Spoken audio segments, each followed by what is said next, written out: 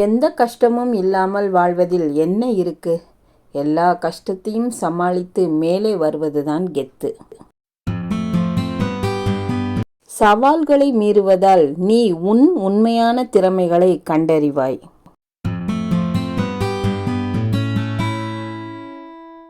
வாய்ப்புகள் நம்மை கடந்து சென்றாலும் தொடர்ந்து முயற்சியுடன் பின்தொடர்ந்தால் வாய்ப்புகள் திரும்பி பார்க்கும் நாம் விரும்பியபடியே. உங்களுக்குள் நீங்கள் நல்ல சமநிலையுடன் இருக்கும்போது மட்டும்தான் உங்கள் புத்திசாலித்தனம், திறமை மற்றும் ஆற்றல் முழுமையாக வெளிப்படும். யாருக்கும் யாரையும் கணிக்கும் உரிமை கிடையாது. ஏனெனில் உங்களுக்கு அவர்களை பற்றி வதந்திகளே அதிகம் தெரிந்திருக்கும், வலிகளை அல்ல. புத்திசாலியாய் பேசுபவரை மூளைக்கு பிடித்து விடுகிறது, வெகுளியாய் பேசுபவரை மனதுக்கு பிடித்து விடுகிறது.